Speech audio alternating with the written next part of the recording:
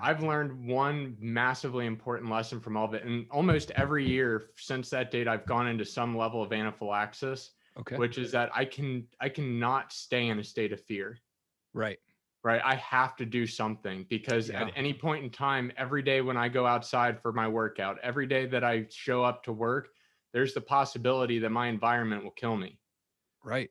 Right. And I think that's true for everybody, right? Like we get Yeah. smacked by a bus tomorrow. Like we could just not wake up one morning and it could be it. Yep. I just think I've been lucky enough to have that awakening multiple times in my life. And it's such a motivator. And it's so true when I hear my mentors talk to me through our Arete calls and they say, look, man, like life happens for you, not to you. Yeah. And on that mission statement, like if there was anything to ever get tattooed across my chest, I think that would be my life's motto. What's going on, guys? It's Erik Allen, owner of Top Rated MMA and the Erik Allen Show. Wanted to tell you about the sponsor of this episode, Podcorn. I was actually referred to Podcorn by some great friends of mine, so I had to go check this out because they said that they actually earned money through their podcast using Podcorn. And here it is. Podcorn is this marketplace for podcasters to connect with sponsor opportunities so you can actually monetize your podcast. You don't have to have this large podcast. You can browse through all these different sponsorship opportunities and find the ones that really match what you're into. You can do mid-roll, you can do pre-roll, you can do interview spots with that opportunity. You can also do product review and connect with them, and there's no middleman. You're actually working directly with the sponsors that you're trying to work with. A very simple process to submit. They are there to make sure that you are compensated for the work that you do. They're like hiring somebody to do the dirty work for you, but you don't have to pay them. They actually pay you to work with awesome sponsors. You can't go wrong with Podcorn.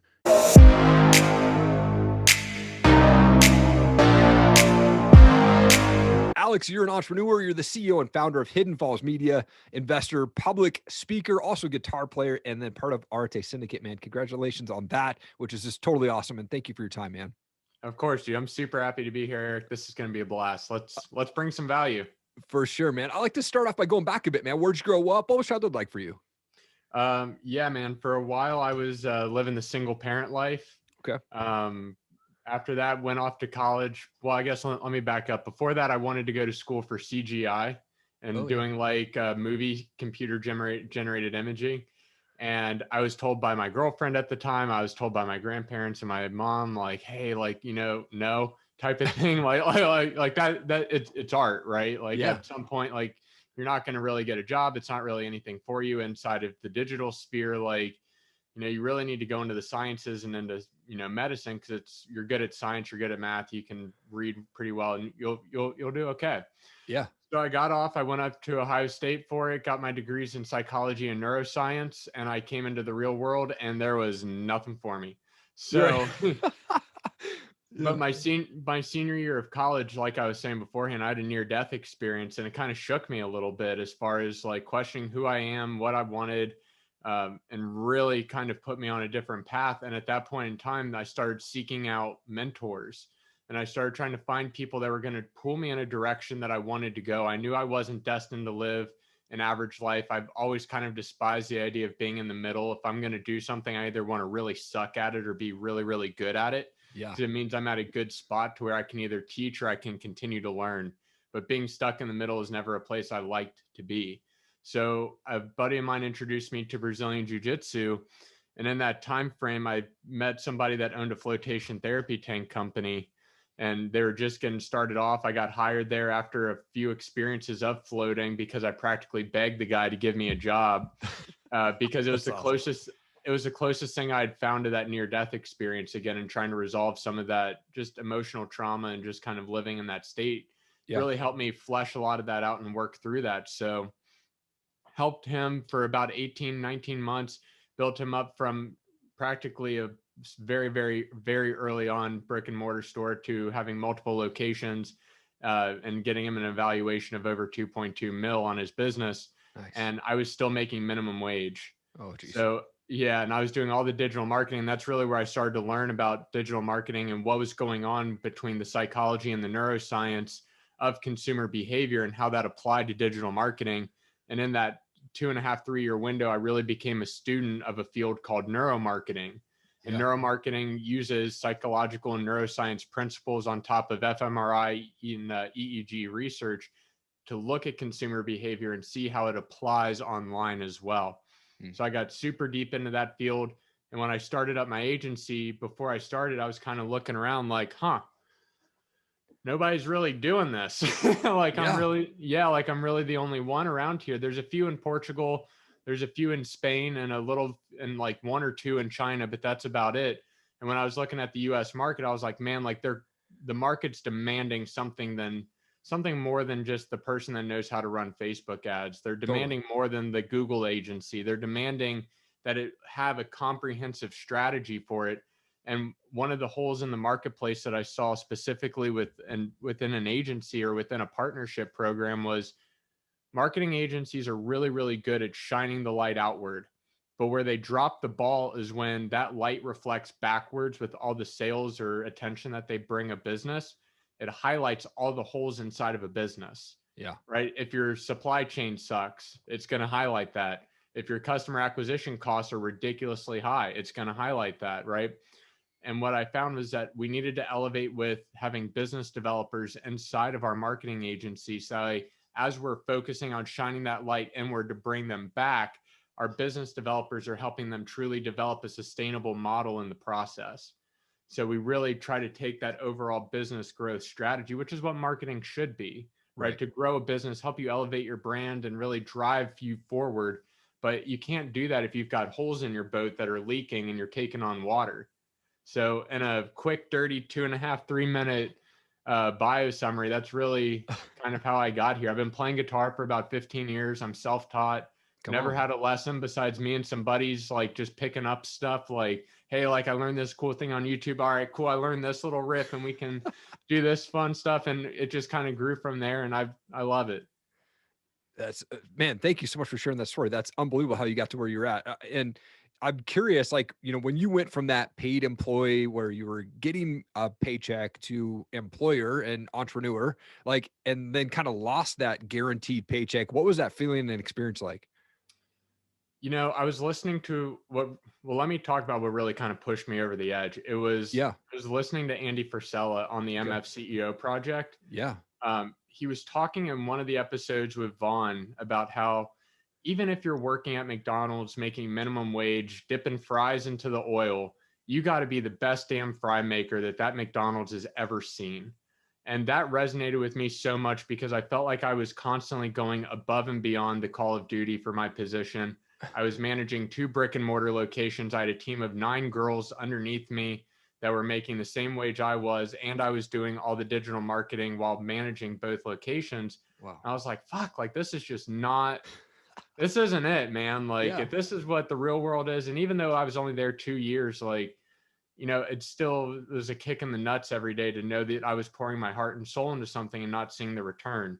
Yeah. And after listening to Andy, and then I got turned on to Ed from him, was, there's a lot more out there. If I already kind of have that mindset of I'm willing to go out and put in the work, knowing that the returns will come long-term, even if I don't see them immediately, that there's something better for me out there. And I knew I had a skill set. I knew the market really needed it, but I started out with no clients. I had less than $200 in my bank account.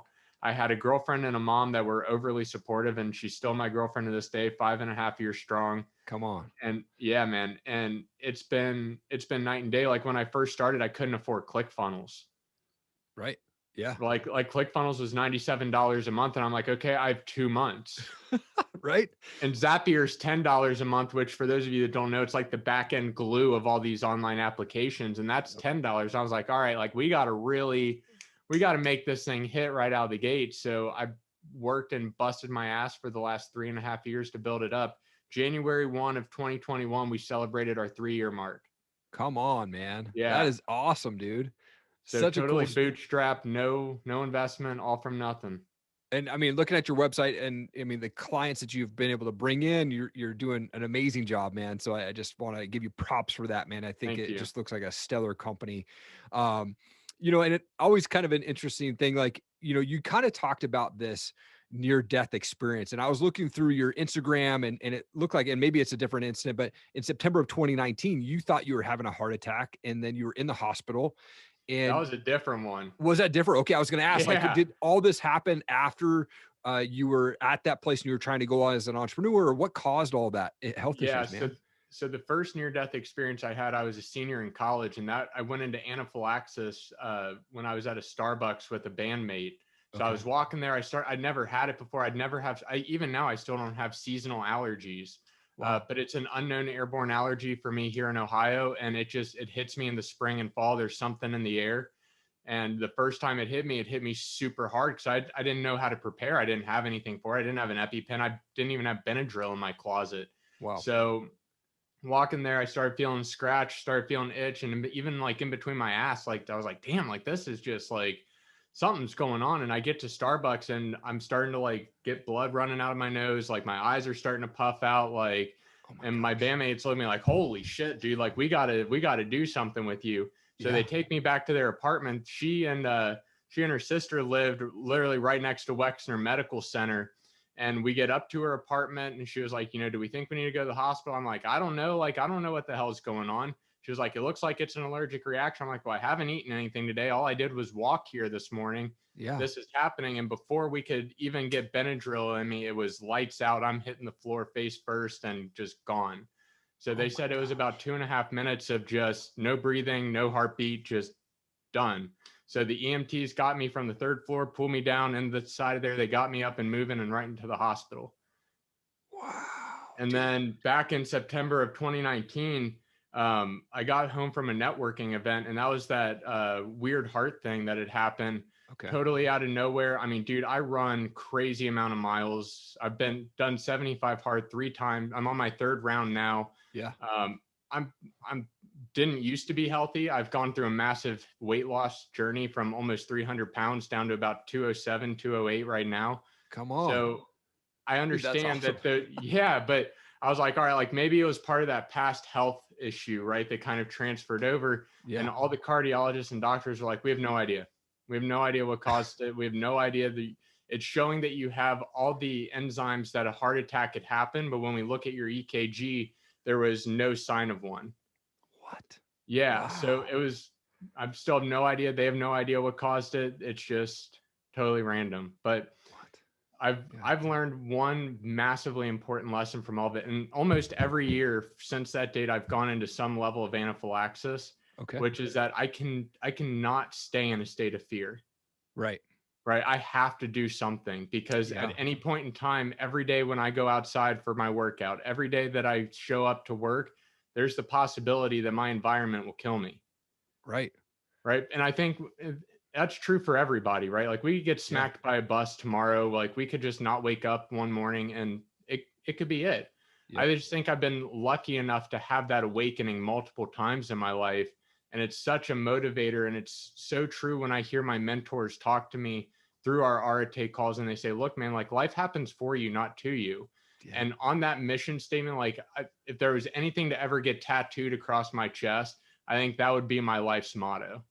Man, I'm there with you, dude. I actually had that on my wall. I just laser engraved it onto a big log piece that I just did. But man, I'm a huge fan of that. And Ed Milet in general, man, is a huge virtual mentor of mine for sure, man. But there's all these platforms out there right now that are blowing up. Clubhouse, you and I, we connected through that, and it is like very addicting. It's the crack house, right? I mean, I'm loving it and been able to book a ton of podcast guests and me get on podcasts recently. But how are you utilizing Clubhouse and where do you see this platform going, man?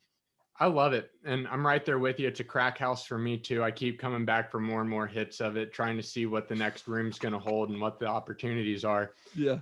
It's early adoption, man. I was on a call the other day and I got lucky enough to get pinged up by Gary Vee. Come on. And I was talking about it to people inside of Arete. I wasn't following his content for almost 6 to 8 months. I hadn't listened to a single episode of his. I unfollowed him on IG for a while. I got him out of my system for a bit because he's a lot of like, right in one episode. So I had to take a little like detox from him. Yeah. And I popped into a room and we were going over a business. Like I raised my hand, totally popped in within 2 seconds. He pinged me up and I started asking a question. I'm like, holy shit, like talk about the universe and fate, right? So I get in there and our conversations around growing a business and what this looks like from an agency side. He was like, man, like an agency life is hard, but you have to understand that there's people around you and people in places that intervene at all these different times that are here to serve you. And he was like, I look at Clubhouse in that way, the same way I looked at TikTok, or the same way I looked at Twitter back in the early days. Yeah. Twitter in the early days was a very, very positive and influential platform. And it wasn't until a few years later that it started to degrade and really go downhill. Mm-hmm. And he was like, you know, it happened on Facebook. It's going to happen on TikTok. It happened on Snapchat, right? Like there's just this natural human muddling that happens with these platforms, and that there's a Goldilocks zone that we're kind of in and starting right now. Yeah. So he says, how, and looking back at all of his content that I've consumed and everybody else that's a social media influencer of their own right, they all say there's that early adoption window, and then they're able to ping pong that attention from platform to platform afterwards. So I think it's an incredible starting gate opportunity for a lot of the entrepreneurs that took 2020 and really put their head down, hit the grindstone, and just went full throttle. Those are the ones that, even when they're carrying that momentum into Clubhouse and into 21, these are going to be the businesses that grow and scale online the fastest, because they're putting in the work now when the early adoption matters. So how we're going to utilize it internally, I'm hosting rooms on a multitude of different topics, anything from neuromarketing to standard digital marketing to like ad creation, copy, website design. We're going to talk about mindset, and we're going to just talk about life in general and just how to just live the best life for you. Though the hidden element of what we're going to start doing is, because we have a podcast as well, we're going to start doing closed rooms with our podcast guests. So we're going to have them come in. We're going to have them get inside the Clubhouse. The first 20 minutes, we're just going to be filling the room with people as you and I would be talking, you know, having our traditional podcast. And then for the last 5 to 10 minutes, we're going to kick it over for open forum Q&A. I'm still trying to figure out all the tech that I need to be able to like plug into the computer and the phone and get everything hooked. Yeah. So we can record the audio on here as well. Okay. Dude, that's killer, man. I love that, the secret rooms and podcast and being able to do that part of it. And in fact, I was going to ask you next, man, is, you know, you do have this awesome podcast. It's called the Hidden Falls Media Experience, man. It is really a great show. So people need to go check that out for sure. But I always curious, like me being a podcaster in 2020, I released 100 episodes between my 2 shows, man. It was just a busy year. Yeah, dude. So, you know, my goal is to release 2 a week for the entire year, except for I take the week of Christmas off, you know? So, but, you know, with your podcast, why did you decide to start that thing? And who would appeal to your show, man? Like what kind of listeners are you looking for? Yeah, man. Our audience is a lot of digital marketers. It's a lot of business owners, and it's a lot of high performers. Yeah. We're starting to go deeper, and I'm recording a series now specifically on the topics of neuromarketing, so we can kind of release them in batches. Yeah. But primarily up until this point, we've had a lot of really, really high performers and CEOs on there. Nice. And ranging from topics of people that have gone straight from prison all the way up to running and building 6-figure businesses. We've had people that have built and sold 7- and 8-figure businesses on there. We've had people that understand guerrilla marketing like no other, that have built incredible brands using some of these old school marketing tactics, but looking at how to apply them online through different creative ways.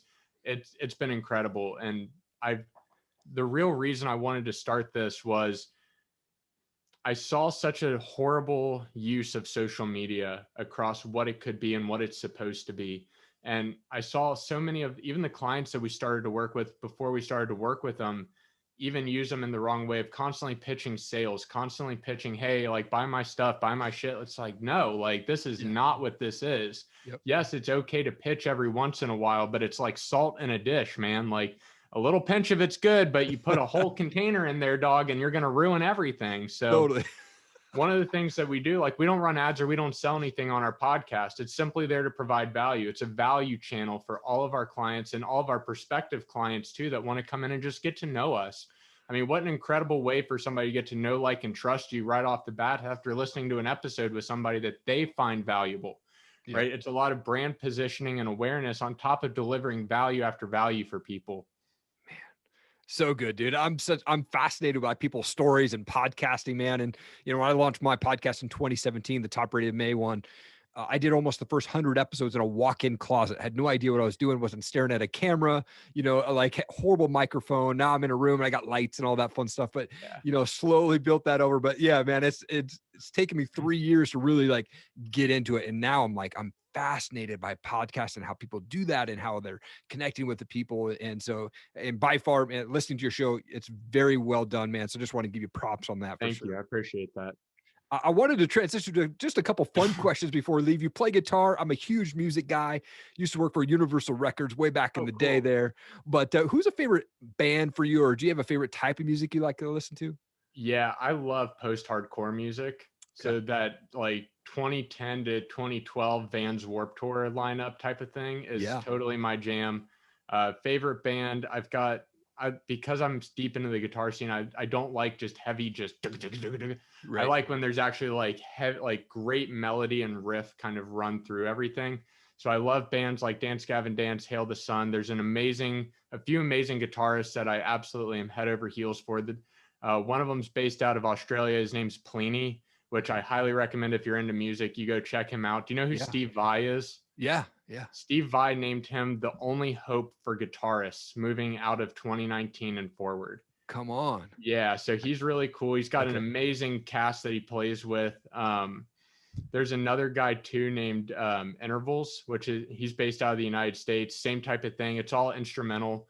Bands like Chon, I'm all over them. So, I like a little bit of scream. I like a little bit of melody. It's all got to blend and have its place. And I love when it's really well done and not just kind of tossed in and everything's overlapping. I like when they use the voice as an instrument more than it's actually there to be like words a lot of times. So, yeah. Come on, man. Yeah, that's awesome. Yeah, back in the day, man, I actually saw Linkin Park for $10 at the Showbox in Seattle, man, and it didn't even sell out. There was like maybe 200 people there. This was in 2000, and I had just moved to Seattle. I saw this ad for Linkin Park for $10, and I'd heard of them because I used to work at a CD record shop, and I was like, "Oh, that band's coming. Let's go check them out." And then the next time I saw them, they were playing at the Seahawks Stadium with 30,000 people, man, opening for Metallica at this big old tour. Man, it was wild. Was that like a Hybrid Theory? Yeah, way back in the day. Yep. Yeah. It was there. It was actually their first was that getting national into like tour. Meteora? No, it was a Hybrid Theory. It was their very first national tour they'd ever done. And actually the guy, I don't know his name. It's the shorter guy with the goatee that's brown hair, but I think he was their new bassist, but he had puked on stage because they said, "Man, this is his first time touring with us too." And so like, he's so nervous, he's puking the on nerves stage. got to him. That's totally. awesome. I mean, yeah, it was wild, man. It was such a great show. Last question for you. Yeah. What are you most proud of, man? Oh, man. I'm proud of the mindset shift that's happened in me. Yeah. I had every circumstance growing up not to be successful, and even have the mindset of somebody that struggles with a lot of depression and anxiety a lot of the times.